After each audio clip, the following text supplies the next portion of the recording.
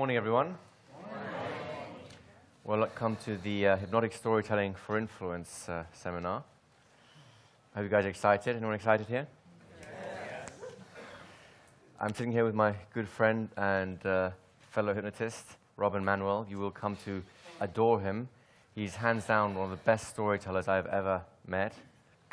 Give him a round of applause. Thank you.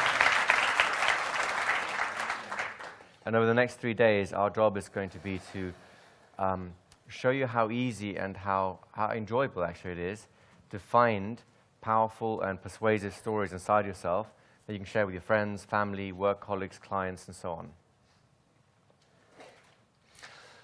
So it's great being here, and as I look around the sea of faces, I've spent the last week kind of going out and getting to meet some of you, and I realize there's still so many more people that I haven't had a chance to connect with properly. And when I flew in on, how long ago is it? It seems like a million years ago now. Probably was. Yeah. In your mind. Last Friday, getting on that plane, as soon as I kind of stepped on the plane and knew that I was leaving life behind, I just could feel my whole body start to relax. Because I knew that I was going to be seeing my friend Igor and spending time with a group of people who, if I don't know any of you, then one thing that I do know about all of you is that you're dedicated to your own personal development and to your own learning and growth. And personally, I find being in a room of people with that commitment always very inspiring. And it's been wonderful, I have to say, over the last week and a bit to see clearly just how dedicated Igor is to your learning and the complete focus and attention.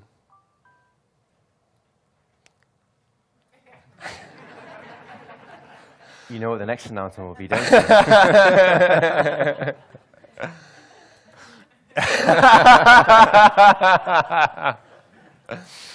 He has. That's right. All the way now. And over the week, I've been listening and watching you guys, and I've had a chance to connect with you. And I've heard so many amazing stories. I've laughed at stories of people's mistakes turned into drama and comedy routines. I've had shivers sent down my spine over pictures of grizzly bears, stories of grizzly bears, and kangaroos that can kill you with a single punch. I've seen the real passion and commitment that some of you have to ideas, to making connections out there with other people, and to getting things happening in the world. I've seen the way that you've taken your own personal challenges and the lessons that you've learnt, and not just stopped there, but you've taken the next step and started to find ways in which you can begin to share what you've learnt with other people and help them too. I've heard stories of the future, sound of music, and I've seen heroic journeys and demonstrations of courage over fear that have made me proud to know you. And one master storyteller in this room told me a story that was so beautiful and resonated so directly with my own immediate experience and where I am in my own life. That standing out there in the lobby, I was moved to tears. And I want to share that story with you because it's very simple, very powerful, and I think it encapsulates in it a really important lesson about how stories add value to the world and how much of the world we live in right now is built out of those simple stories. It's a really simple story. It's about a wedding gift. It's about the gift that a mother gave to her son for his wedding. And after I'd heard this story, it moved me really profoundly and deeply. And that night, as I dreamt, I remembered that I'd been to Holland before. Now, I've been here a few times as an adult. When I was about 10 years ago, I came to Amsterdam with my girlfriend and her family. That kind of turned into an extended shopping trip. I only have one shopping calorie, so I spent most of the time in a cafe. And then before that, when I was about 16, I came here with an orchestra, playing trumpet in an orchestra, and we went around Holland playing at different venues and places, and that was great. But then I remembered also when I was 9 or 10 years old, I came here on a school trip. And back in those days, I don't know whether it's still true, but our parents and teachers believed that it was important for us to come out. We took a coach trip through Belgium and Holland, and they wanted us to see for ourselves and remember.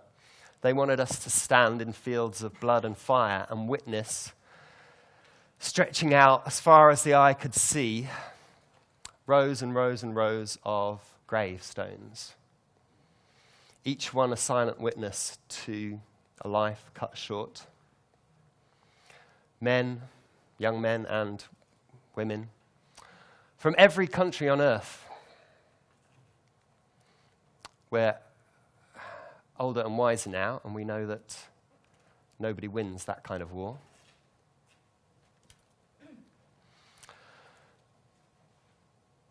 And standing in those fields, reflecting on those lives, the lives of people, heroes, who came to these shores knowing they probably wouldn't come back, but they came anyway. It's a really powerful and important thing for us to do. That's what they believed. But age 9, I had more pressing worries. You see, before my mum sent me off on holiday, she took me aside and she gave me my pocket money, £13 for the 8-day trip. And she said, there you go, don't spend it all at once.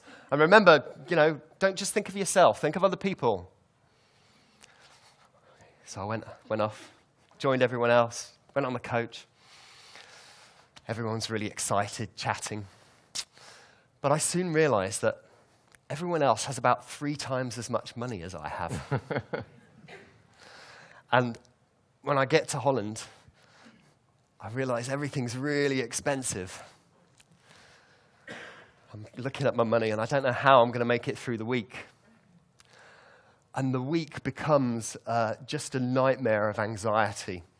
I'm looking in the gift shops, and everything, even back then, age 9, I have to say I was quite cynical about consumer tact and tourist rubbish. And I'm looking at stuff, and how am I going to afford anything that's worthwhile?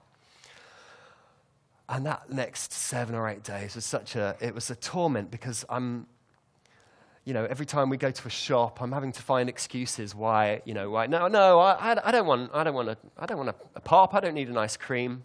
Yeah, no, I don't need to buy a souvenir, some silly key ring. No.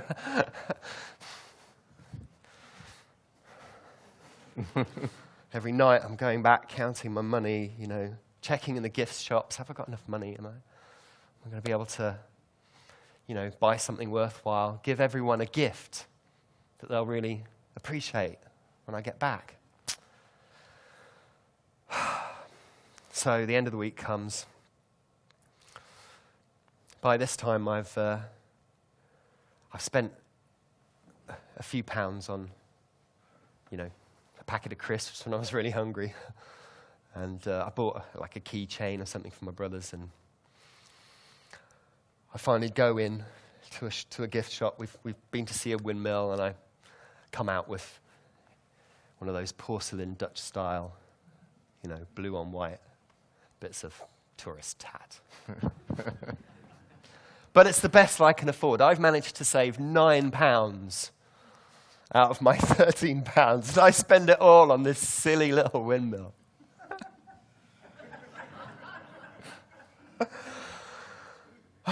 And I take it back, and, you know, Mum goes, "Oh, yeah, thanks a lot." Sticks it on a shelf somewhere.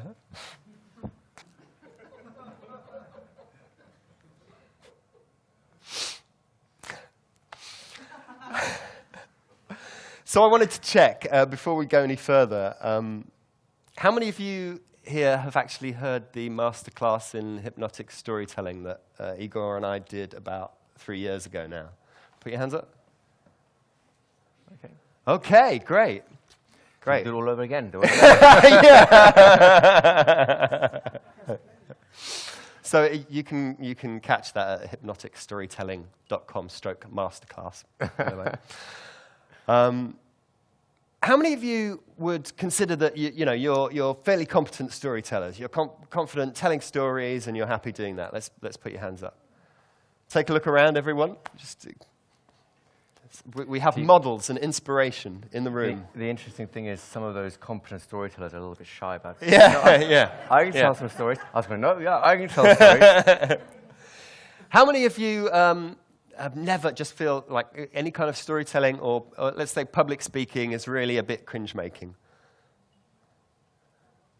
Okay. And how many of you, is it so cringe-making that you couldn't even put your hands up? We've got one. Yeah. And how many of you would identify with being creative? You'd be happy to say, "Oh, yeah, I'm a creative person." Yeah. Excellent. Good. You're learning. And how many of you wouldn't? Okay, great. I'm going to prove you wrong. I hope you don't mind.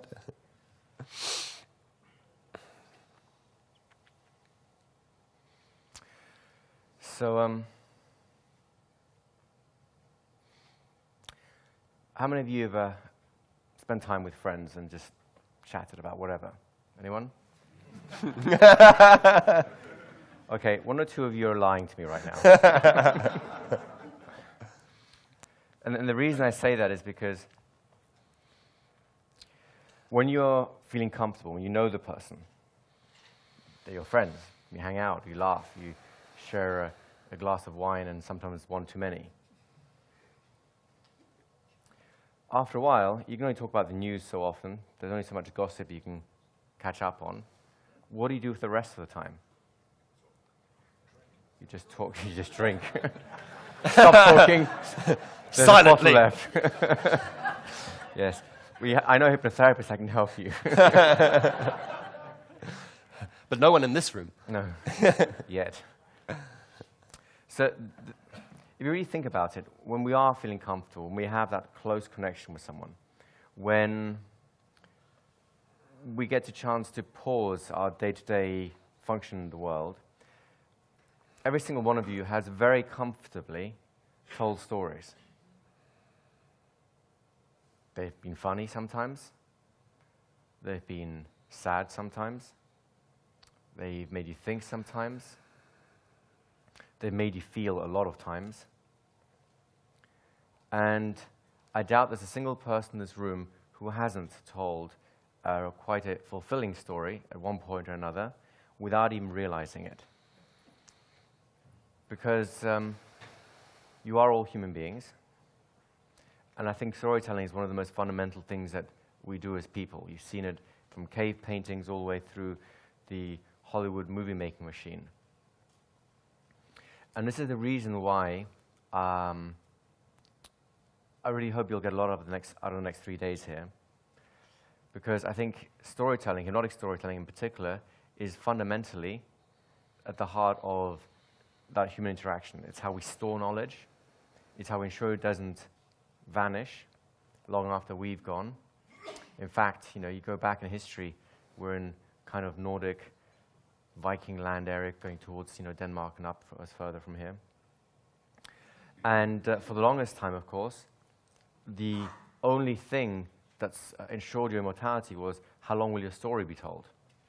So to live a life worth telling.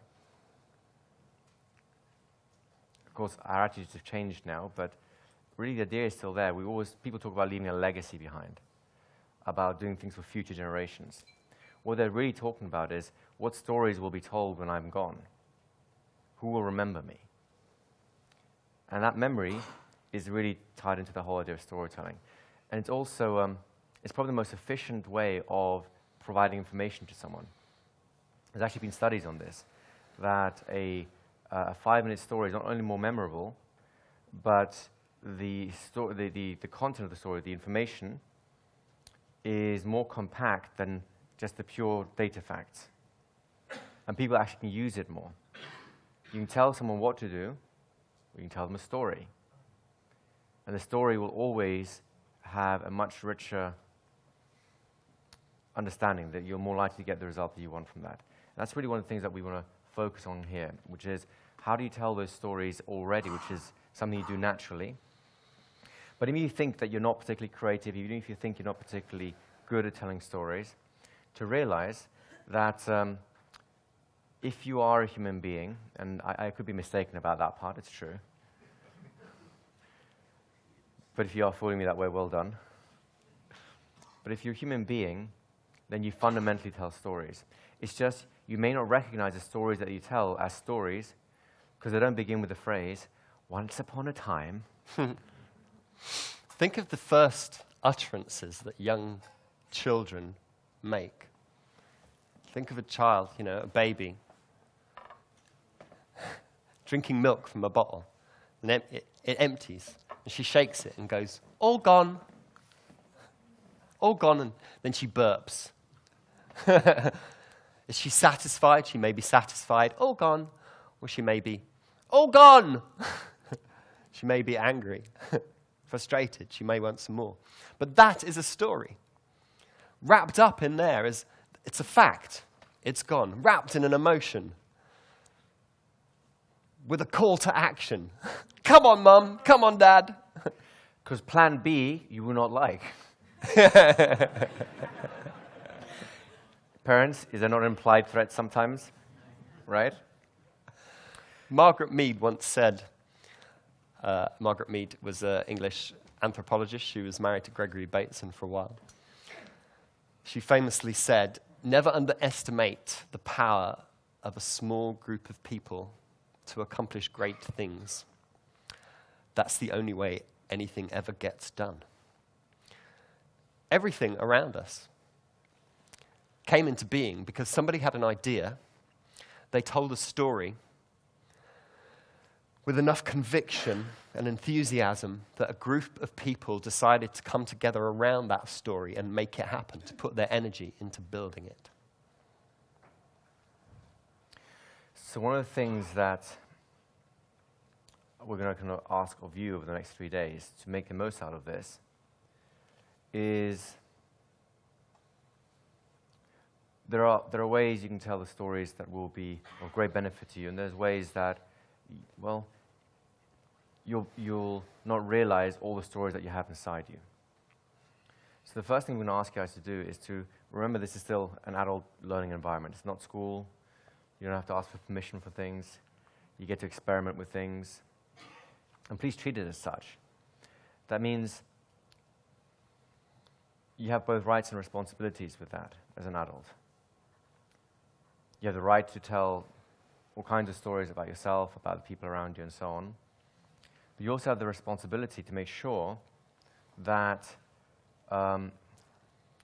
you're happy with the consequences of whatever stories you tell. Let me give you an example of what I mean by that. If you're a very private person, you have the absolute right to keep that private. But the consequences of that may be that others will find it harder to warm up to you because they know who you are. How can they know who you are unless they've either spent a long time with you, in which case they know your stories without being told them, or you compress all that time into a few stories that they really can understand about you. So you absolutely have the right to keep as much private as you wish. Many of those things will be appropriate, absolutely. But just bear in mind, are you happy with the consequence you're getting? And the flip side is also true. There are some who will basically, you know the phrase, be an open book. And that's great up to a point, but there are some stories that you don't want to be telling everyone.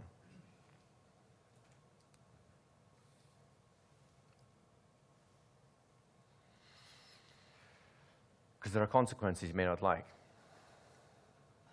A police officer stops you on the road and says, "What are you doing, sir?" "Well, I had an argument with my wife, and I spent the last half hour really thinking I could murder that woman." Really, sir? You don't mean it. You're just expressing, you're venting. You know, everyone's done that, right? But there are times to vent. There are people that are worth venting with, and there are some where you think, well, let's test the relationship first. So over the course of the day, we'll be talking more about that, you know, as we go into it. But really, just bear the golden rule in mind. You're an adult.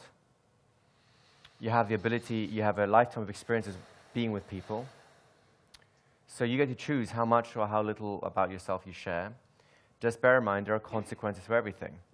Share too little, and you may not make the impact that you want. Share too much, or should we say too much of the wrong things, and again, you may not get the impact that you want. Does that make sense to everyone? Whether you are interested in learning to tell stories simply so you can kind of improve your conversational skills and meet people, or if you want to do it because you want to use it as a tool in your own practice, business, to actually influence people in a positive way, you'll find that everything that you learn over the next few days will have an impact on your ability in therapy. And actually as a human being too. Because it's something that's so fundamental in terms of how people communicate. I know you are all hypnotists in this room, is that correct? And I suspect most of you have been in a formal trance at one point or another. You may feel something of importance. Beginning now. And really, it doesn't matter how it starts or where it goes. Or whether you close your eyes straight away. Because one way or the other, your unconscious will start to think about all the stories you've heard in your life. And while you prepare now to make the most and really consider of your learning how you understood those things over the next 3 days, to be stories just take a moment that you can respond to relax, something to learn from, and to begin to enjoy or to take action on. those feelings. And who hasn't been inspired by a story? You know you can enjoy. Who hasn't been outraged or charmed by one? It's easy Who hasn't been comforted, to realize warmed you can trust by something heartfelt? yourself now, And everyone has the experience noticing the changing of recalling events in their lives. sensations And those events as you begin to attend have a certain significance, to only good feelings importance to you. and only those experiences, Some sensations are important enough that will assist you now to share with others in making the best And really of your learning today. allow them to experience something that you did. And if you have any challenges, We all have that drive it's time for to you share our inner world with to others. just realize To let them there's plenty of time really enjoy the and you highlight can just sit back and have a really unique knowing experience there's a path that leads somewhere you'll of be importance. taking now Because over the next few days. there's so much that you've experienced. Isn't there? It's important to know that. There's an old tale About truth. and she is standing outside a village. And she walks through the village, Naked as the day she was born. and half the villagers hide away in shame at her nakedness. And the other half look on at her beauty.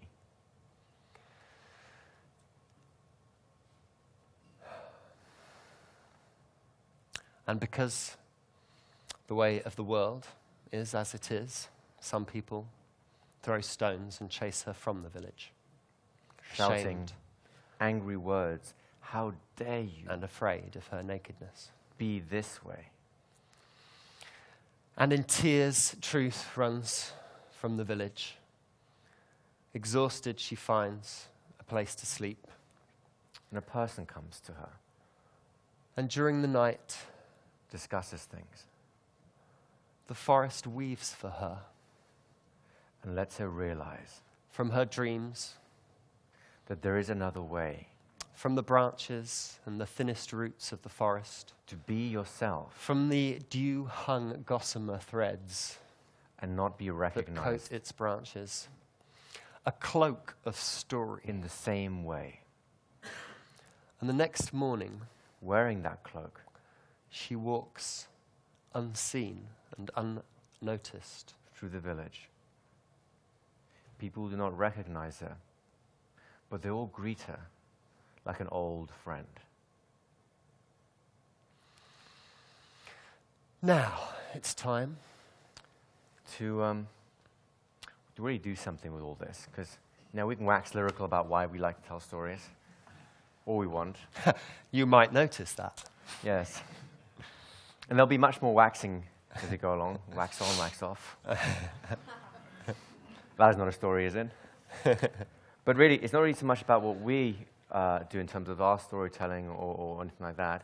What really matters is what you do when you leave here, so you appreciate that you can tell stories. And I'm probably right in thinking that even though you've spent so much time together, would it be correct to say that there's probably people in this room who you still haven't met? And there's probably still people in this room who, if you have met, you haven't actually spent that much time with them or done exercises with And them. of course, there's a whole bunch of new people who've arrived. If you look around, you'll notice that you weren't here before. What's this other person doing in this room? That's because you're right. There are new people in this room. It's not a hallucination. And what do we do when we meet people that we don't know yet? You introduce yourselves, right? We ask questions like, hello, who are you? What do you do? Why are you here? Yes, this kind of standard stuff. And these are important things to discuss with people. However, We don't want you to do that. in this way, We want you to do it, but we want you to do it in a story. the gossamer veil of storytelling is something that you can really share with people. So you can give all this information in a short little anecdote that says to people, hey, who are you? If that's as simple as your name, that's fine.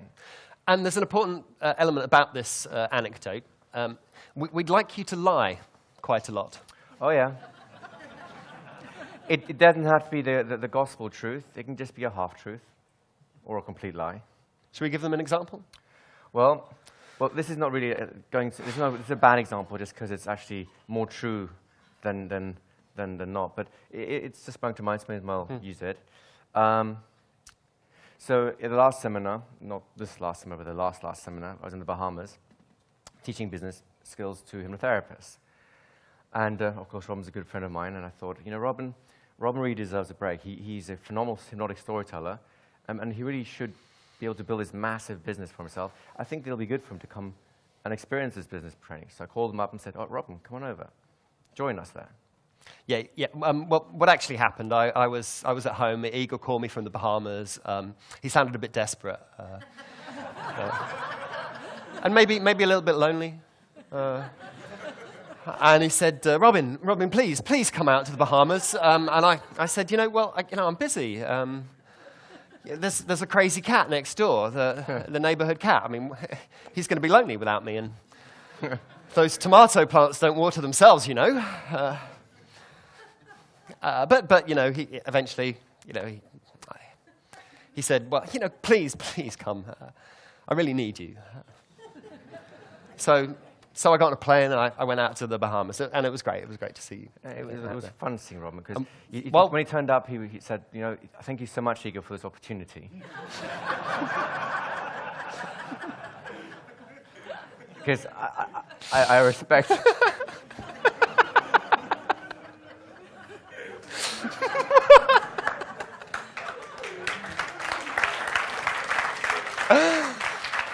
Two lines. Wow.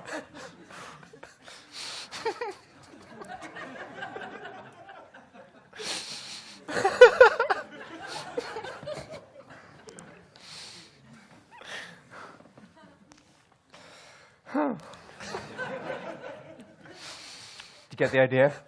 Keep going. I'll be there in a minute.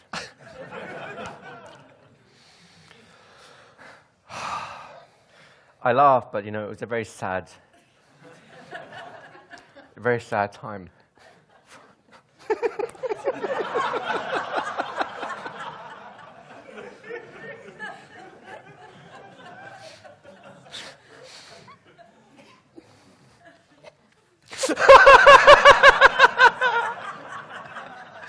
So I got to the Bahamas, and it was wonderful to be there with everyone. We were having such a great time, and I think Igor was just so pleased to see me. His little face lit up like a little boy's. He was just so pleased. So we got towards the end of the training, and clearly Robin was impressed. You could see himself using those wonderful skills we developed for people, and really making a life for himself.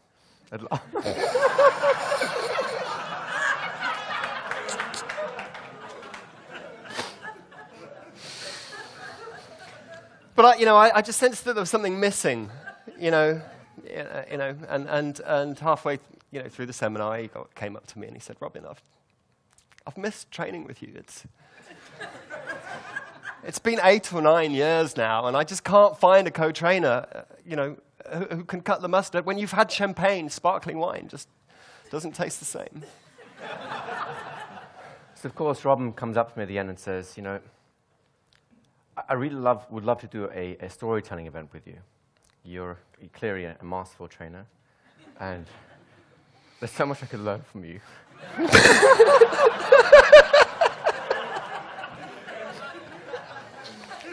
So, I was really reluctant, and, but in the end, I said, "Igor, get up,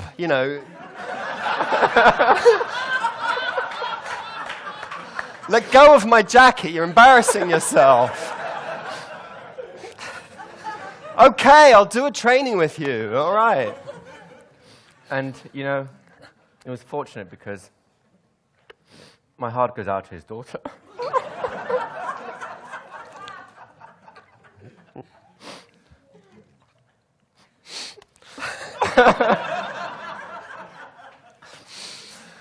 Yes. Yeah, my poor daughter.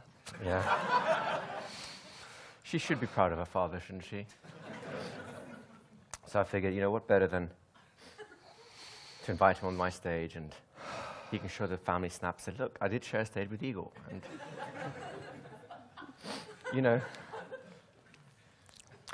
I'd like to think of myself as being humble. Enough to be able to help out a fellow human being who's going through a rough patch, So yeah, and basically I figured at least if I was here, then he couldn't steal my ideas. Pass them off as his own, you know. Like he has before. And I reminded Robin, because he got a bit nervous about this holiday being in front of 150 people. So I reminded him, look, it doesn't matter, Robin. I've done this before, and I'll prepare it all. I'll carry you.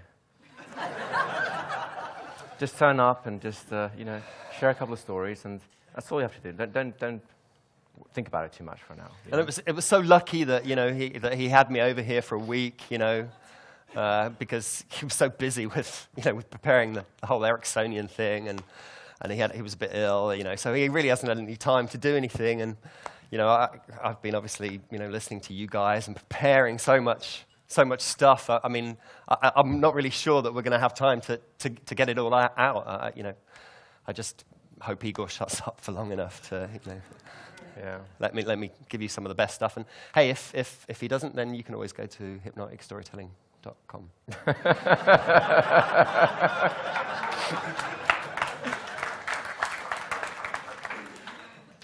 So there are many ways that you can answer those three questions, aren't there?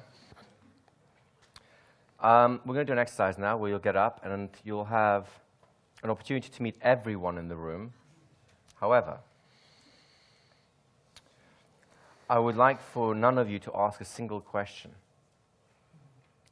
and for all of you to get answers to all these three things, just in terms of the stories you're being told. Does that make sense, everyone? No. What are you going to do? Good. No. Very good. We're going to start that one again, are we? So tell a story, really any story, as outrageous as you like. It doesn't have to be true. You can make sense or you can make nonsense.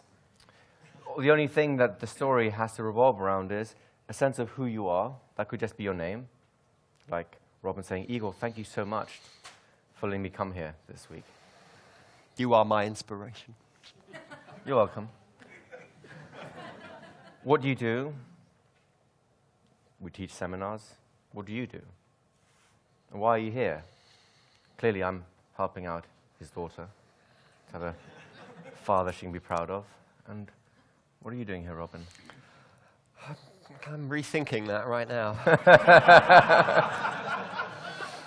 I'll get back to you. So you understand the exercise? Keep the story short, but outrageous. So let's take about, I think 7 minutes should be enough for everyone to meet everyone, right? So you have 7 minutes, and I'd like for you to gather the stories of every person in this room that you can get. The more stories you gather, the more brownie points you get. I know, and brownie points means nothing at all. So, fine. Everyone stand up, and let's start doing that now. So, welcome back. I thought I'd use a diagram.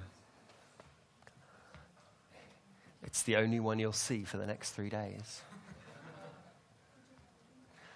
What is it? It's called the Johari Window, Gabe. Has anyone come across that before? I know Randy has. Yeah? Rita? Who's that at the back? Dennis? Okay, and you? Okay, great.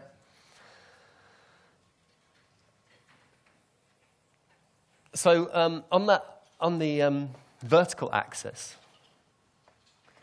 we've got known by others, what other people know about you. And on the horizontal axis, we've got what you know about yourself. On the temple of Apollo at Delphi, there was an inscription. There were 3 inscriptions, in fact. And the first one said, "Know thyself." It seems to me that we're all on a journey through our lives, and part of that journey is discovering who we are. And there are 3 ways, I think, that we come to know ourselves. First, through our behavior, through time. We find ourselves in new situations, we behave a certain way, and we see ourselves behaving like that. make conclusions about ourselves from it. People tell us things about ourselves. And we tell other people, we share things about ourselves with other people. And this area in the quadrant here, the public arena, is sometimes called the area of freedom, the area of choice. Because it's the space in which, I know what you want, you know what I want. We're free to play whatever roles we're playing. We know what the script is. There's no hidden agendas.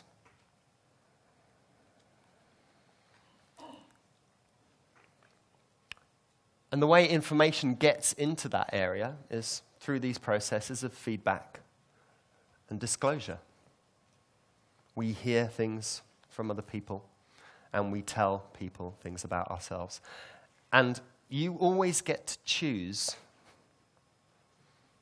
who. You're responsible for that.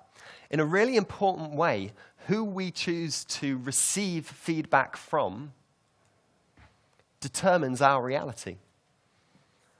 You've probably, got friends who,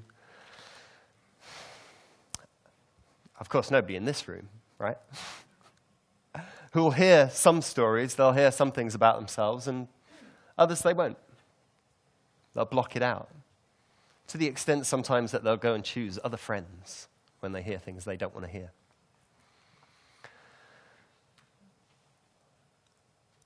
I've realized that those two arrows, see that blind spot, that area of I've called it the floor. That's the bad breath area.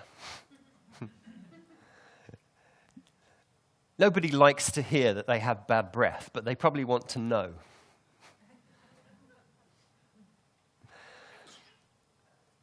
And if you think about, the heroes that you've really resonated with in fiction, in movies, they have flaws, right? If they were perfect, they'd be plastic. They'd have no struggle. We wouldn't be able to identify with them. We need our flaws. Heroes need flaws. And that area, that thing, those things that other people, that you don't know about yourself, that other people know, other people always know in a really important way so much more about us than we do. They know things we'll never know. And that's not just our faults, it's our gifts too. Other people recognize the gifts we have. Sometimes it's important that they tell us. Sometimes I think people like us because of our flaws, not in spite of them.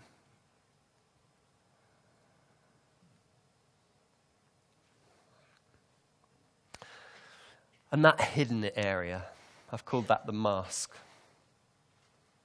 That's the stuff I know about myself.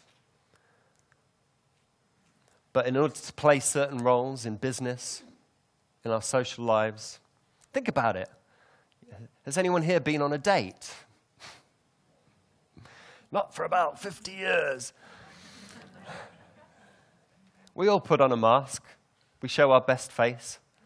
At work, there's certain things that we're happy talking about, other things we hide behind. It's important that we do that because, you know what? There are some people we can't trust. There are some people who won't understand and aren't ready to allow us to be fully, authentically who we are, because that would challenge them to do the same thing. That's okay. That area in the other corner, just called that the unmanifest. Nobody knows that yet. I don't know it, you don't know it. In exploring doing some things differently over the next few days, some of that space will become manifest. You'll discover something more about yourself.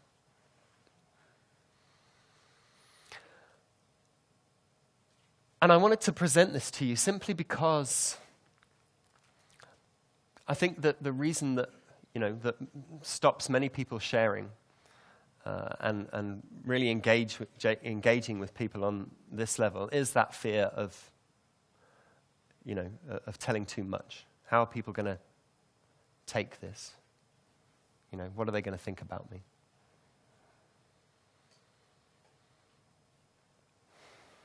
There's a story, though, that I think relates both to the process of feedback and disclosure. I'll tell it you quickly. It's an absolutely true story. Most of the stories that I tell you about myself, using the word I, will be true. Some of the stories I tell you about other people will also be true, and about me. It's amazing the freedom that you can get from simply making the story about somebody else. Changing the details. Change the gender. Change the location. Change the name. Suddenly you're free because it's not about you anymore. You've put the cloak of story around yourself. And you can talk freely and find the truth. You can convey the emotional truth of the story without compromising your safety. So I was at this Vipassana meditation workshop. Has anyone heard of Vipassana meditation or done any kind of Buddhist meditation? So this was like a noble silent retreat. For 10 days, we'd get up at 5 o'clock in the morning, meditate, have breakfast, meditate some more, eat some lunch, meditate, have a glass of juice, meditate some more, go to bed. Wake up at 5 the next morning, meditate, have some breakfast, meditate, have some lunch, meditate some more, glass of water, meditate, sleep. You get the picture. And it's noble silence, so you can't talk to anyone, right? But on the first day, there's this guy, this young man at this workshop, and I immediately, kind of get a little bit of a thing. I don't like him. There's something about him that seems a bit stuck up to me, a little bit arrogant. He's also dating the best-looking girl at the seminar. I don't know that had anything to do with it, but, and I'm watching this guy and just think, oh, yeah, arsehole. So we're meditating, going through the week, all kinds of experiences and revelations and so on. And about in the middle of the seminar, so the Wednesday, say we start on the Saturday, it'll be the Wednesday. I'm looking out over the exercise yard because there's a little exercise yard.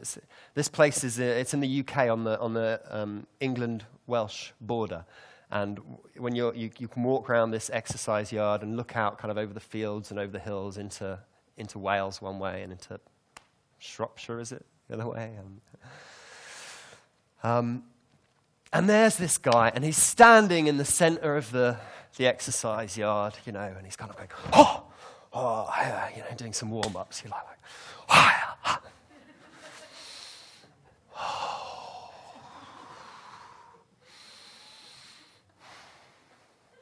I'm standing there going,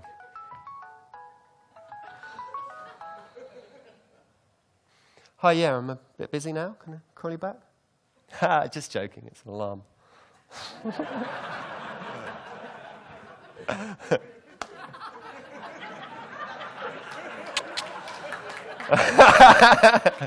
So he's standing there doing all this stuff, and I'm standing there thinking,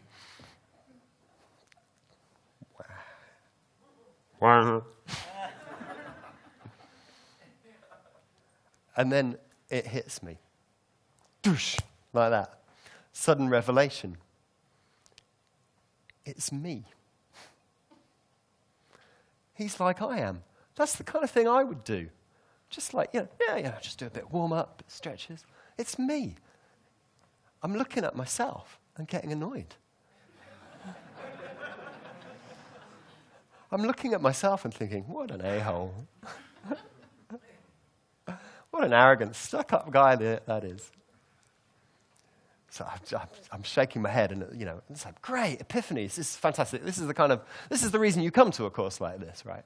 This is the reason you do a 10-day noble silent retreat, is to have these kind of revelations. But the great thing, the thing that really made it for me, was that on the last day, guess who the first person to come up to me is? This guy. He comes up to me, he says, you know what, I really didn't like you at first. But then I realized, you were me.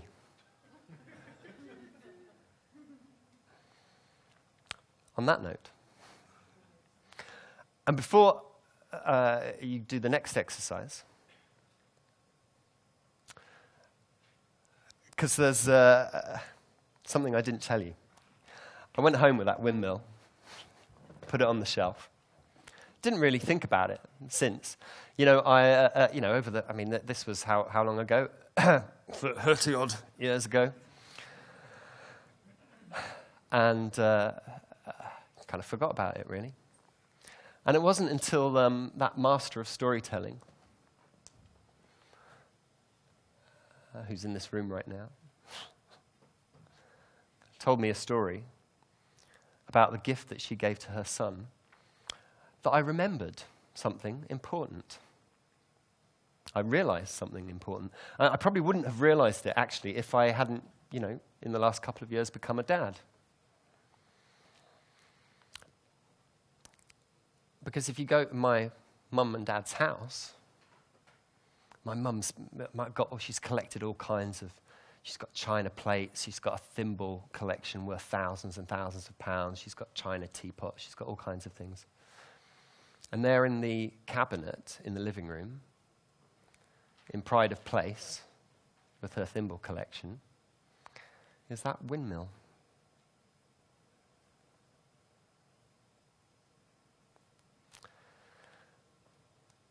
So, the story I was told was about a wedding gift that a mother gave to her son. And if you see that gift,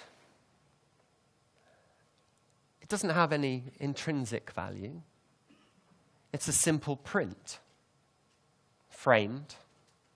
I don't know how much the frame was worth, but probably if you saw it in a thrift sale, in a charity shop, you'd probably pass it over.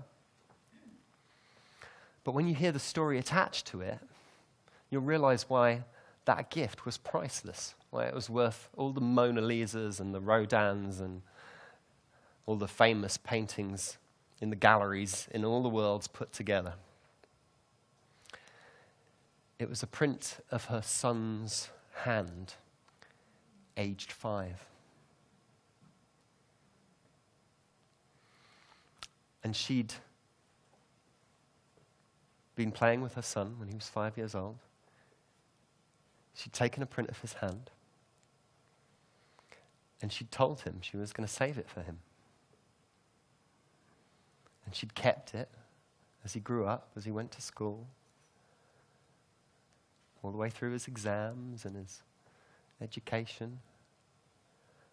And when he got married, she gave it back to him.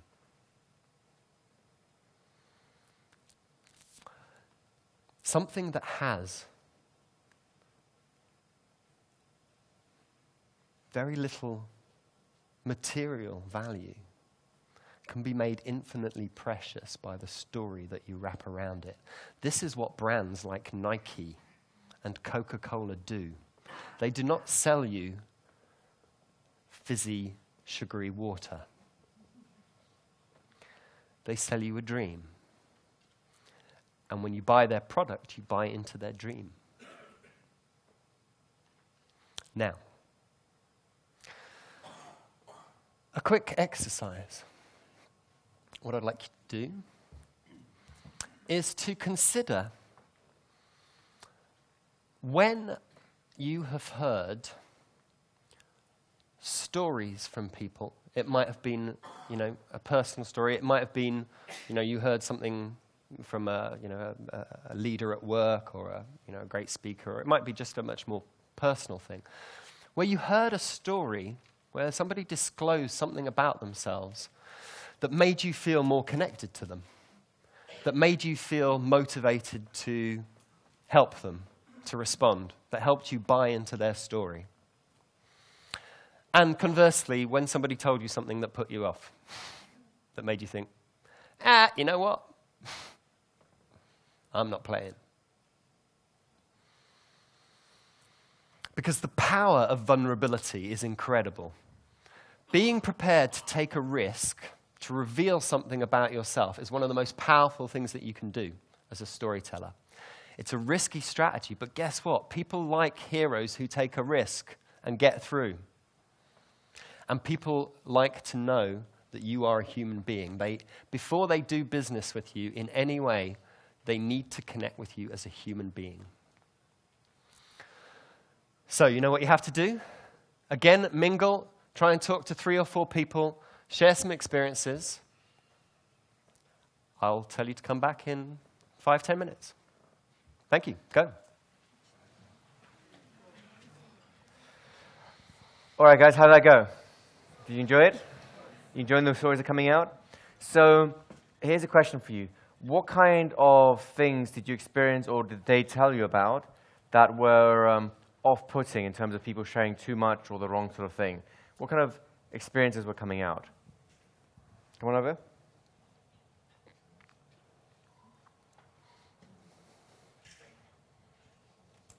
I just love this story, and I never really knew what it was an example of, but it was my biology teacher at 5th grade or something when he started to tell us, I don't know, he was making a reference to something. He said, and this is just like that when you are a young boy and you're laying on your bed and you're trying to piss so hard that it reaches the ceiling.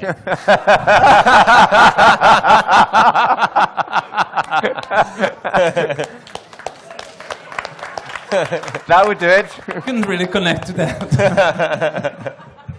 That would do it. Yeah.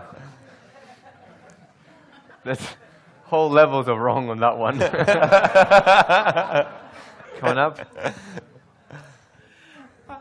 I can't make such a nice story, but the experience is that when you try to be agitated in first instance, that was the exercise, that you try to get irritated by what the other's saying, that nevertheless you try to find connections. That's what I noticed. Right. And that you fill in what they feel in your experience, and then nevertheless relate to them.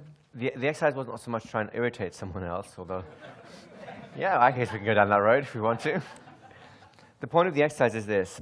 You can clearly tell the difference between the kind of stories that people have told you where you've warmed up to them, right? And you can tell the kind of stories that people have told you and made you take a second look and go, yeah, well, maybe I'll start keeping my distance now. I think biology may not be the most important thing in my academic career. And to see if there's some common themes there. There's something about a social context, isn't there? There's something about the violation of a social contract, in this particular example, that was unpleasant. And then on the flip side, on the warm stories, there is something which fits that social context. Or it breaks an expectation. You've expected someone to be maybe colder or less pleasant, and somehow they were willing to be vulnerable. There was something which was very charming about that, right? Who would like to share some examples of those kind of stories? The stories that kind of warm people up. And yeah, thank you. You have to turn it on.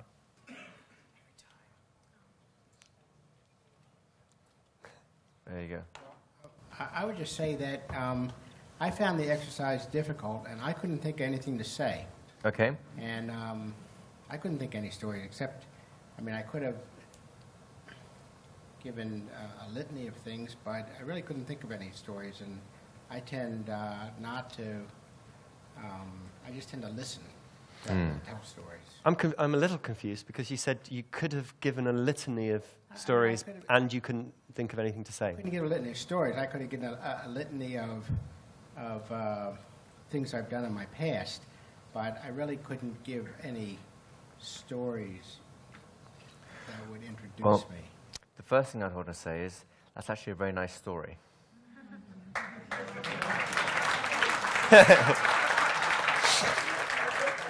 That honesty, that refreshing honesty, I was trying to get a story, but I couldn't quite get one that would say anything. I'd rather listen. Does not let you understand who Arthur is a bit more? Yeah.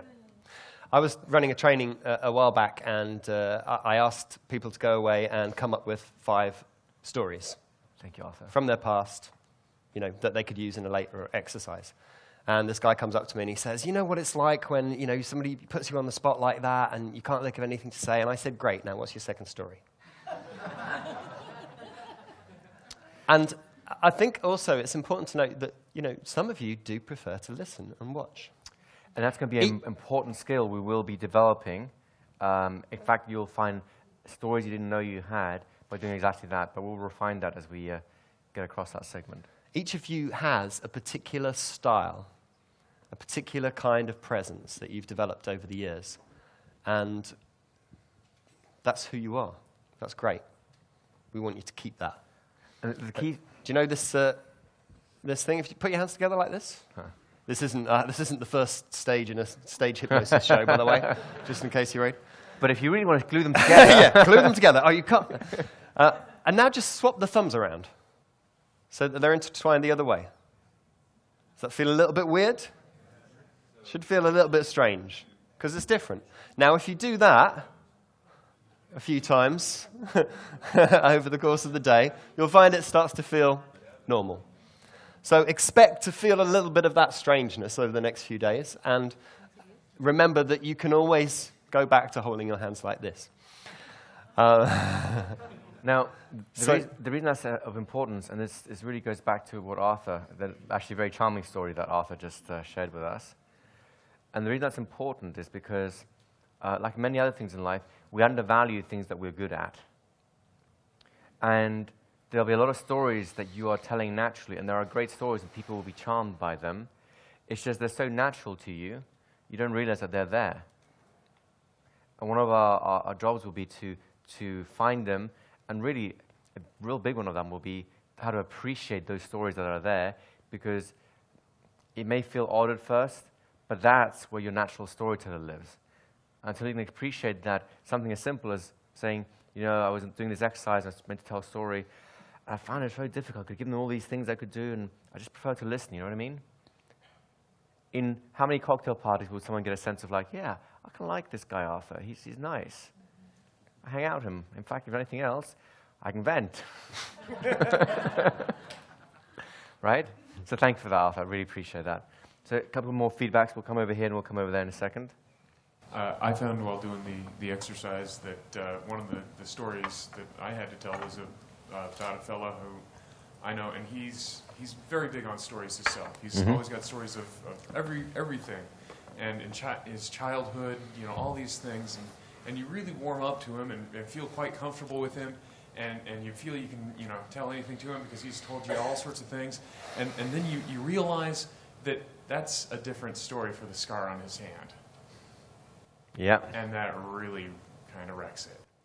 Well, and that's something that we will also be addressing, which is, and this is very important, there's a cloak of story which allows you to reveal very personal things in a way that won't be harmful to yourself.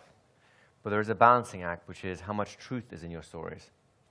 Because if you tell a story that is let's put it this way, there's two kinds of stories. Stories that are clearly just a story that people get entertained by, but actually have a lot of you in them.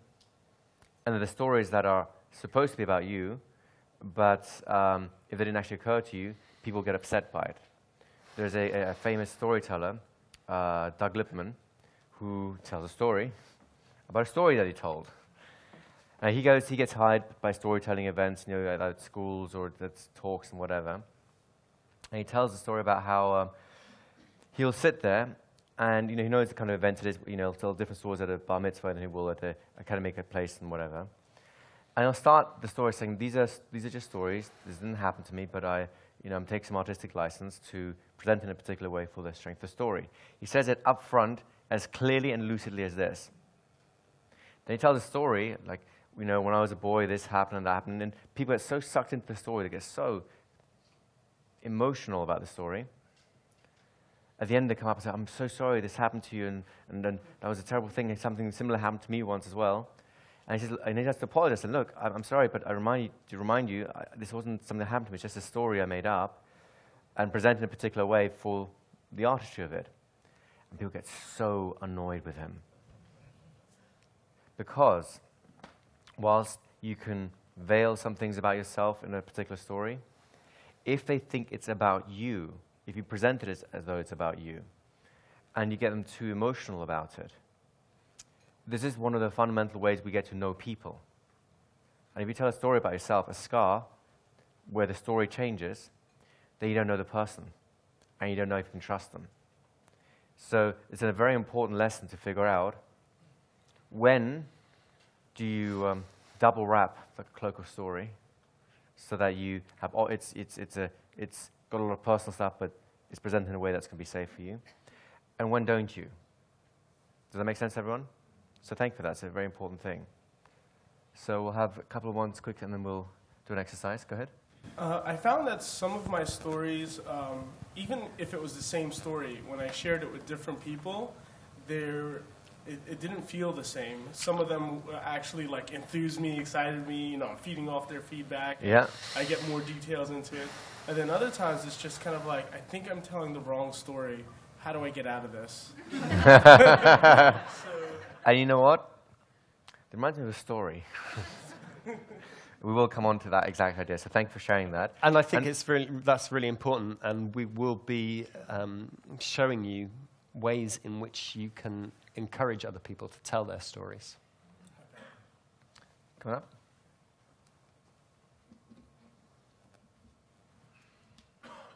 What I noticed about the storytelling was that, for example, when Robin started to tell his story, and I was sitting in my chair before he got to the lady, what she did, something about frames, I was seeing an image in my mind of a round plaster thing that I had for 55 years that sits beside my bed, and I tell myself a story in France. If my house was on fire, what would I take from the house? And it's only that I would take, and it's a handprint that I did in a vacation Bible school that I have with me. And so that's very nice, and what I noticed in each of the stories that I listened to was that there would come a moment and someone would say something, and for me it's like a gear shifting. Some gear tumblers tumble in together. So my sister was getting ready to be homeless on the verge of my arrival here, and someone told me that they were homeless.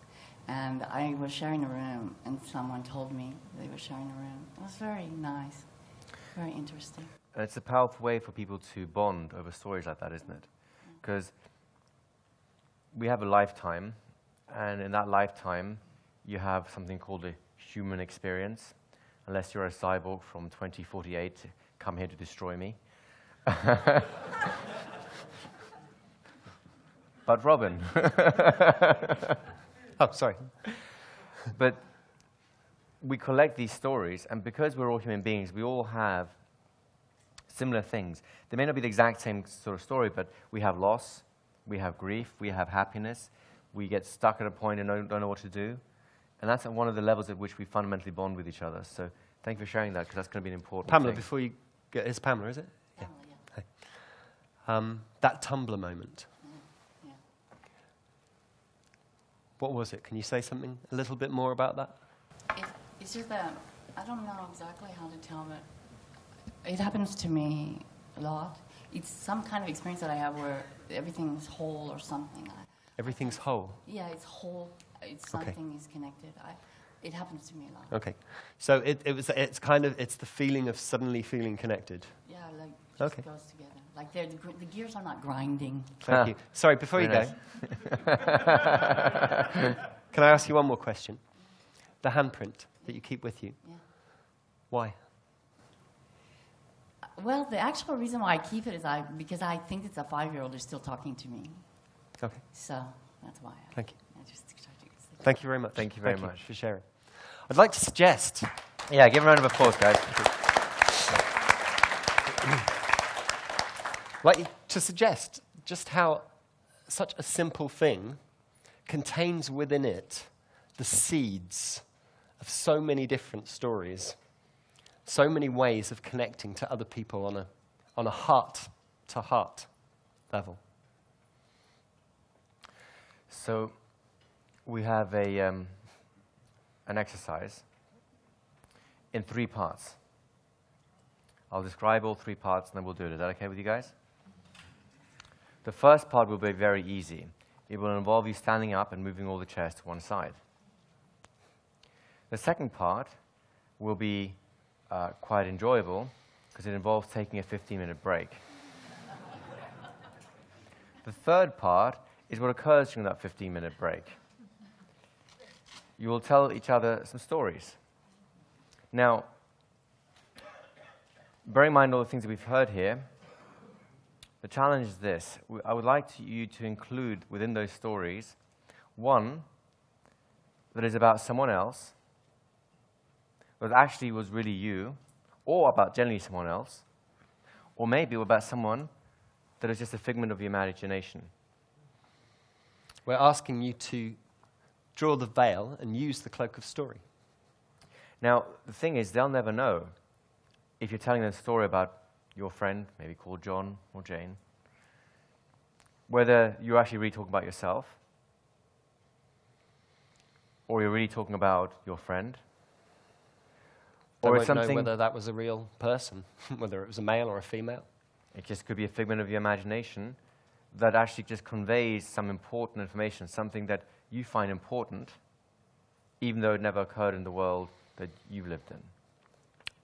Does the exercise make sense to you guys? And just one final thing. If you think back to that Johari window, I mentioned that the people that you choose to listen to and seek out help to determine your reality. One of the things that I did for myself this week, because I started to notice early on that, I have preferences. There are certain people that I'm attracted to first and that I go and speak to. And that if I'm not careful, I kind of get locked into that, to that group of people and that clique. And so I've been trying to stretch myself over the last few days and actually go and reach out to those people I hadn't connected with and see what happens. Let's be back here in 15 minutes. Thank you. Thank you very much. All right, so a very quick exercise. Yes, we're going to mingle, and we're going to do something really simple, step by step. You can all clap, right? Can't you?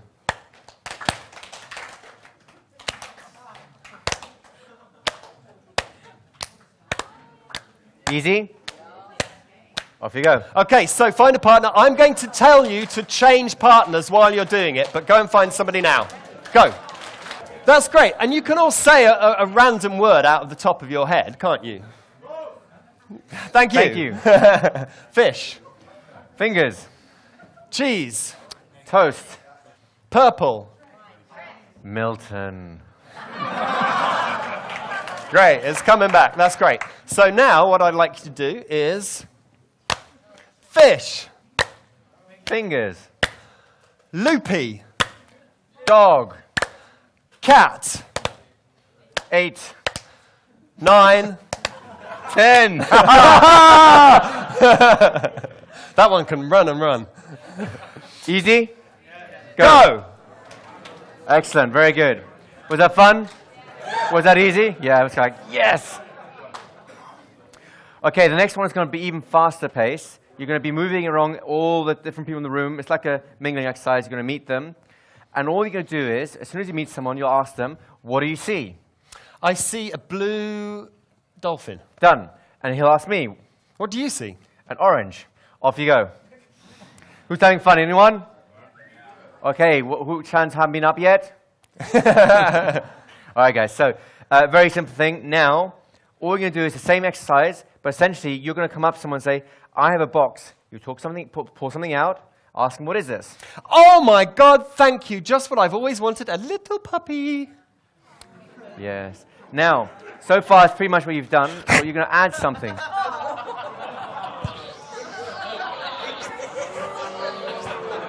You're going to take the puppy from him before he commits murder. No, the key here is you present something, they'll tell you what it is, and you'll take it from them and say, that's right, it is a puppy. Thank you. Where does it belong? It's anywhere. There. Thank you very much. And that's where I put it. Then he will do the same to me, and we'll just... Look, a magic box. Oh, it's a book. It's a wonderful book of magic. It is. It's a magic book. Where does it belong? On the table. Easy? Off you go. You can all spin round, can't you? Everyone can spin turn in a circle? Show me. It's one version, two versions, three versions. Just That's one right. will do. You don't have to go crazy Now, on this one. So that nobody comes to any physical harm, I'd just like to give you a little bit of coaching. Find a spot on the wall in front of you, spin round, and look at it again. Makes it easier. Go! I know you're thinking, how could this possibly help? But believe me, it's a mind-body thing. It is. Your unconscious mind and your body are spinning into strange worlds. What I'd Strange like you to new do worlds. is to get with a partner and take it in turns, spin round, open your eyes, and begin describing a place that has never existed before you imagine it. Understand? And importantly, as the coach doing the spinning, when they describe it, acknowledge it. Start seeing it with them. Would you like to have a quick demonstration of that? Yes. Would you like to the coach or the Let's do Imagineer? both. Fine. Be that way. What do you see? Oh, I see a cornfield stretching out in front of me. There is that cornfield. What else happens? There's a sun. It's like blood red. It's coming up above the corn. So there's a sun and there's a cornfield. What else do you see? I see crows flying across. And where are they going? They're going to that castle on the hill over there. Wonderful. One way round. Spin! What do you see? I see a tall mountain with a castle on top. Yes, I see it too. What else do you see? I see a fire signal on the top of the mountain and at the castle thing, and there's people with bows and arrows. Wow, there is a fire signaling, and there's people with bows and arrows. And who are they signaling to? They were shooting you. Why, thank you! You saved my life! Go! So, a simple exercise, right? Don't get attached to things. When we ask you to change partners, even if you're in the middle of a story, let it go. Move on to the next one. You see, you have an immense capacity for creativity. So why on earth will you get stuck on something that's already passé? So, a few extra little questions. What were we using the word? Coach, an Imagineer. An Imagineer. What a fantastic word. Yes. We are all Imagineers. Fantastic. Unless we're coaches. Yeah. Yeah. I'm sure. So, some coaching questions. What can you see? What else can you see? What can you hear? What can you feel?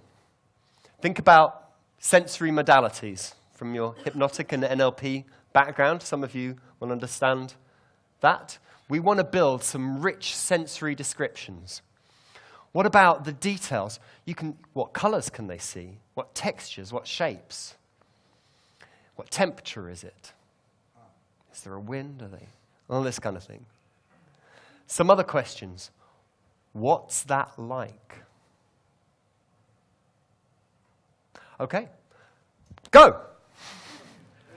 All right, good. So, Strange New World, now what you're going to do as a coach, you're going to introduce something into that scene that is totally irrelevant, random, that's going to throw them for a loop. Would you like to see an example?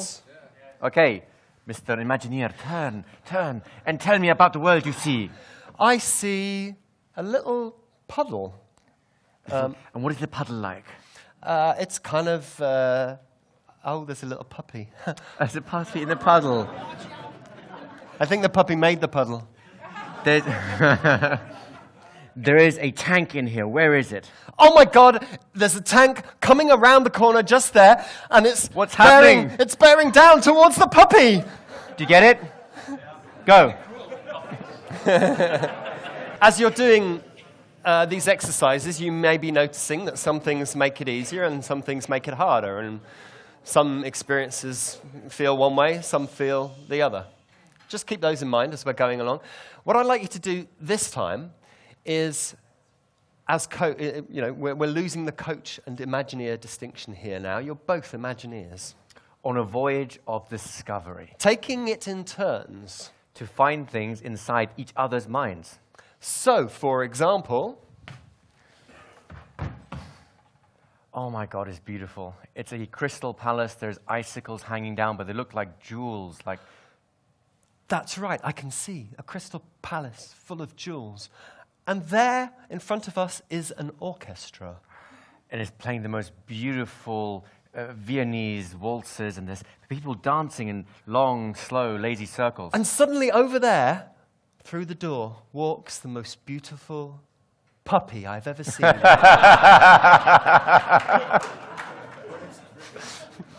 You get the idea? Go. So you can see we're moving into co-creation now, right? And we're going to continue with this phase. What I'd like you to work on is maintaining relevance. So I broke the frame there with the puppy, didn't I? Maintain relevance and see how small you can make each move and each offering. In improvisation, we call each of your moves a gift. You know, when you imagine something in front of you and share it with somebody, you're offering them a gift. And I'd like you to see how small can you make the gift and then still be relevant and logical within the frame of the world that you're creating together. So as an example, if Robin were to spin in a circle, he might describe a particular scene. It's an office. Yes, it is an office, and I see a secretary sitting by a telephone over there. I can see the secretary with the telephone, and she's just about to make a call. She picks up the phone, and she has a very unhappy expression on her face. She pauses. Thank you. To compose herself, there's a little tear starting the corner of her eye. I think she might be talking to an ex-lover.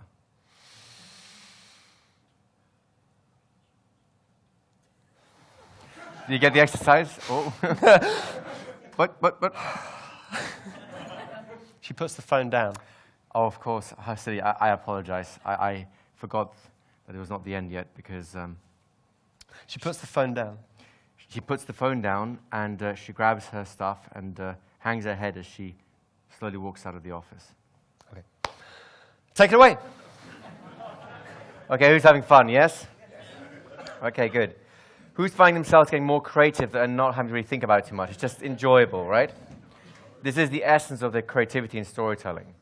For example, a woman leaves her office and her desk is bare.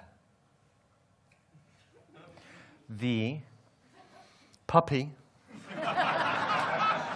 she rescued from in front of the office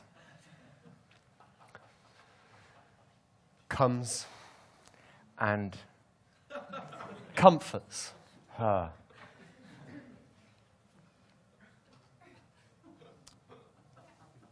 My go? They know what to do, don't they? One cycle that satisfies, then move on to someone else, please. Off you go. Same exercise, one word at a time, except this time I'd like you to get into groups of 3. 3 people. And one extra rule. If at any point you don't like, for whatever reason, the way it's going, your next word is discard, and the next person starts again. With a fresh story that has nothing to do with the one that came before. One warning, though, folks. So pay attention. One little warning. when we say that you don't like the way it's going, in other words, something about the story is not pleasing to you, if you merely don't know what to say next, that is not a reason for it. Begin. So very good. Some of you are already doing this already, I noticed. Same exercise, except this time make sure you're actually looking at your partners and seeing whether they're pleased, whether it's working. Off you go. Okay, who's having fun? Is that good? Excellent. All right. So this time, I'd like to get into groups of between 3 and 5 people. Same exercise, you're still going to go around on the same sort of stories. And you really want to see how the other people are responding, because that's going to determine how well the story is going to go. For this next exercise, do not change partners once you're in the group. You can change stories by discarding it, but do not change partners. Okay? Off you go. Stay in the groups you're in. You can carry on with the exact same exercise, only all of you need to be twice as fast. Off you go.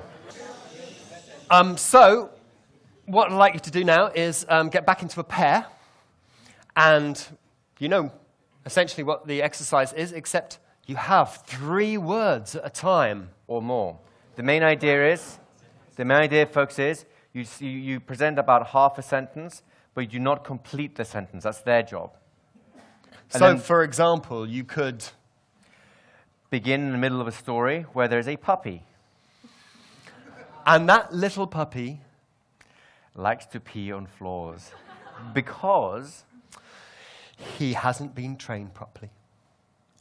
But his owner has a plan. You see, she knows that if she gets the treats out, and then she lays them down in a trail all the way to the back door, then the puppy will follow it and take it outside. Off you go. For the next exercise, what we'd like you to do is get into groups of 5.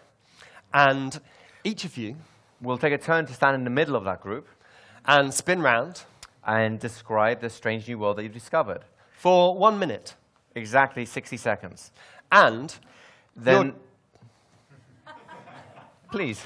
And your job as you're listening is to just give loud, enthusiastic approval to everything that they say. Groups of 5, off you go. We'll tell you when the minute's up. Okay, guys, so it's a fun place to be in the middle, isn't it? When people are cheering, clapping, and so on. So this time, we're going to have the same kind of energy, the same kind of enthusiasm, only. Stay in the same groups, by the way, because it'll be easier for you this time. The person in the middle will carry on describing a strange new world, except the people around you, if they like what you're saying, will be over-enthusiastic. If it's not pleasing to them, they'll look very sad. Now, it's important that you don't get all stern and just go, boo, that's horrible. No, we don't want any of that. Just really sad. Everyone show me your sad face. Right, some of you are used to this. You're way too happy people. Come on, be sad. Yeah, the noise is good too. The oh. So, whenever you see the oh thing going on, best change track quickly. Because you only have 60 seconds in this game. Do you understand the exercise? Same groups. First person in. Let's start now, please. Okay, how you doing? Right, for this next exercise, and this is the final one in this series, yeah. It's the same exercise, strange worlds. Stay in your group. Pull up a chair. Pull up a chair in your groups. Get them in that group. So bring the chairs now, and we'll add the second bit in a moment. Are you sitting comfortably? So, we're still doing strange worlds. And before we take this round, I'd just like you to take a moment, close your eyes, take a nice deep breath in, And breathe out and relax. And allow your mind to drift for a moment. And before you open your eyes, something will occur to you, some experience, some feeling, some event, something that's happened to you in the last week or month or year. It doesn't matter what it is. Or how long ago it was. It doesn't matter how trivial or profound. Just that some memory, a genuine element from your personal history arises. And once you have something like that, no matter how small, large, significant, or insignificant that it may be, Then simply take a deep breath in open those eyes, and return to the room. and please keep that little piece of memory stored in the back of your mind until it's your turn to be in the middle, so to speak. You're still doing strange worlds. It's still just using your imagination. It'll still be a world no one's seen before. However, And as you take your turn this time, what I'd like you to do as an audience is simply listen genuinely. and when you are being the presenter of the strange new world, simply contemplate in the back of your mind the memory that arose, trivial or profound, doesn't matter, whilst you're busy describing a new world that you've never seen before. Is everyone clear? So there'll be a minute each. We'll call your timing, so we'll ask you to rotate. Whenever you're ready. Take it away, folks. I'd just like to say, well done, guys. That was amazing. So a round of applause. So first of all, who surprised themselves with stuff coming out of your mouth? Hands up. So what kind of things did you notice over the course of the last session or so? What kind of things were happening? What kind of things did you learn from, surprised you? We have a much better flow. We Yep. have a much better flow of You have a much better flow. Can you expand on that? Do you mean you personally feel you have a better flow? I mean, in order to tell stories at the beginning, maybe I was like searching for things, events, and connect events to tell a story. Now everything's going much easier. Things are flowing. So you, Fantastic. Thank you. You're Well finding done. the content you want more easily. The words are there, descriptions are there. It seems more natural to you now, right? Yeah, exactly. Why do you think that is? Because of the exercises we did. Because more you're than- warming up your mind to get into the storytelling frame of mind. Right? Very good. So we're over here. We noticed that the rapport went up massively. So basically, whereas you might start off as, say, 4 or 5 individuals at some level, as they quickly started to tell their story, and especially when they added sensory richness, so a colour, a particular feeling, what have you, that really built a sort of connection within the group, a dynamic, and the group also started to sort of, I guess, develop a little bit of an energy of its own.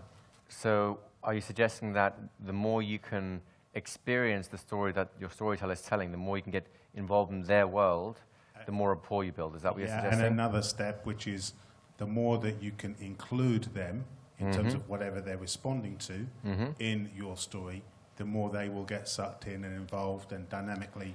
Very part of powerful. the process. Thank you. Thank you. That's a very powerful thing. Over here? Yeah, I just noticed that there's a lot more plausibility in the stories. They may not be real, but they could be real. And you're starting to lose the difference between made up and reality. So this is an important point. Who noticed how you started off pretty random, just not really thinking about it, but your stories shape themselves more and more towards possible reality as opposed to strange unreality? Anyone notice that sort of thing happening? Okay. What other things did you notice? Am I in the middle here?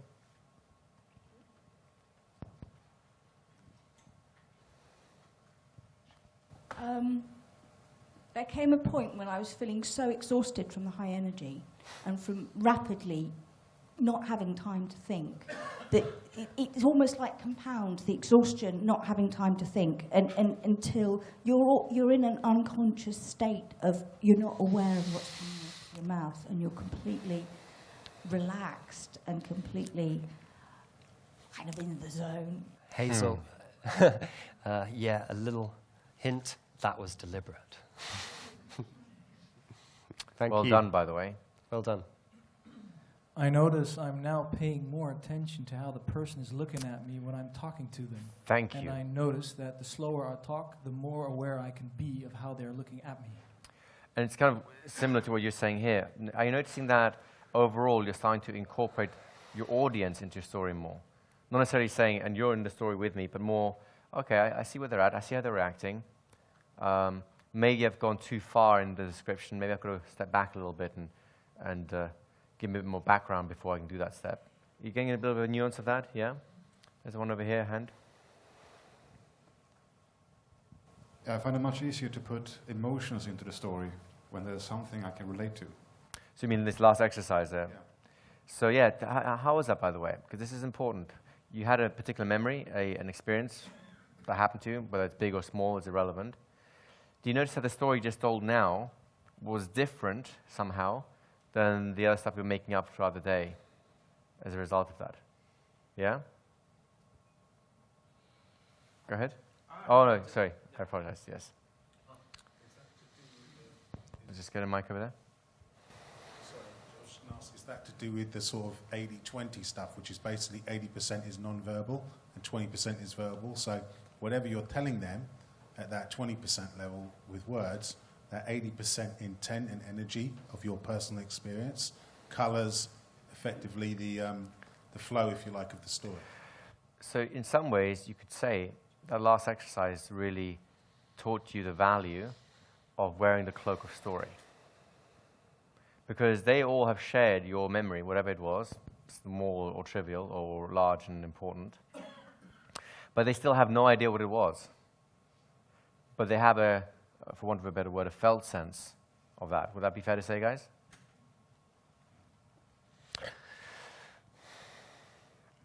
I think my experience when we do this kind of training, these kind of exercises, and by the way, did anyone notice that certain themes tend to crop up when you do this kind of work? You tend to go through basically scatological humor. It's a phase. Shitting, peeing, things like that, references to bodily parts, they just come up. Then it's often sex and death, God, spiritual themes come up. Then it gets interesting. But there's kind of a phase of garbage that we go through because our minds are pathological. You know, when you dream at night, you know, it's not always fluffy puppies and our dreams can be disturbing. And because our unconscious mind is obviously, you know, contains both pleasurable and painful experiences. In fact, there is research on this very matter. Mm-hmm. And did you know that most of the dreams that people have are actually unpleasant? The mind is just trying to process things whilst your consciousness is a little more absent or more open. And really, the bigger the taboo is on something, the less you're allowed to consciously engage with it. Hence, scatology, death, sex, things like that. The more likely it's going to emerge in other places before you get to the field of creativity. But the purpose of doing this kind of, you know, like very quick work and just getting you into the flow like this, I think, is that your senses start to come down. You stop resisting consciously, and that puts you into naturally into a state that is much more responsive. And that's really the key as a storyteller. You don't memorize a story and then repeat it word for word. In some ways, books have done us a great service, but in some ways a great disservice, because people think I have to read a book or novel to them to make it interesting, and you do not. Any other questions and feedbacks and comments? Right over here. Yeah, so I guess the next question is, how do we create that state very easily? That's a very good question. I would ask, how do you not create that state?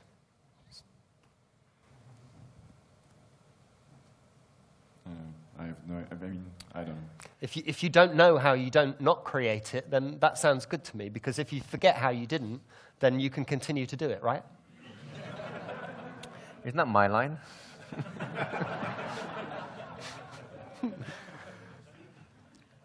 So, come to a second. Just bear this possibility in mind, just an idea. The person that you wake up as in the morning, and the person you think you should be, like, for example, you're telling stories and you're on fire and it's all going well, are usually different people just because you're in different psychological states of energy and arousal and so on. And there's nothing to say that you have to be that more charismatic person straight away. All you need, and this is the important part, all you need consciously is to know how to begin. And then everything else flows from that point. Over here?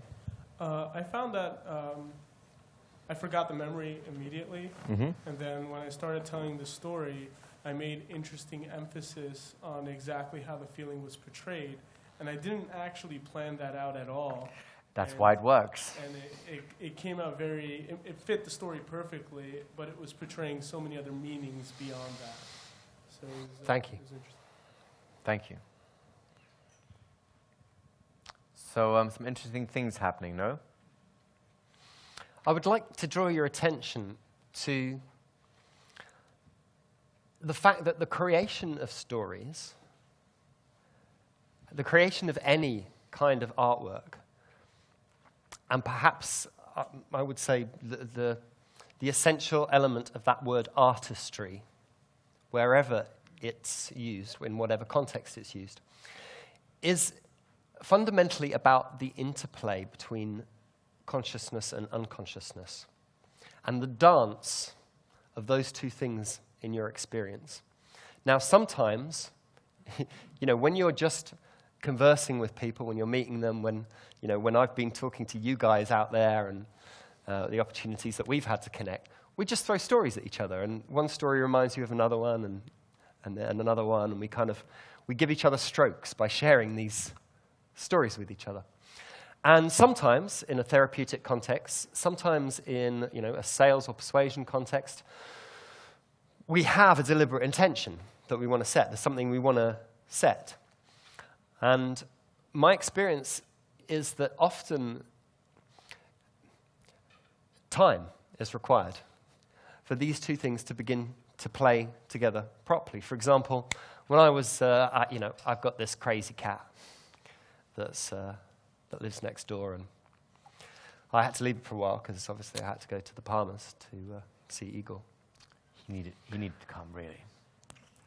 But just something happened with this cat which was so funny.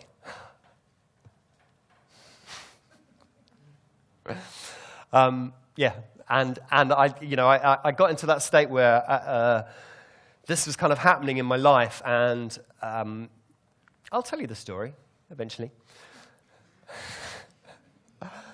And I knew it was going to be, I was thinking, this will make a good story. And so, as I'm kind of going through my life, I'm thinking about it and trying it out on different people and playing with it and things like this. And just developing the material, because the story in itself was fun. It was fun to think about. It seemed like it would go somewhere. But I didn't know what it was for at all. Until a while later, a friend, came to me and presented a problem to me, and I suddenly realized what the story was for.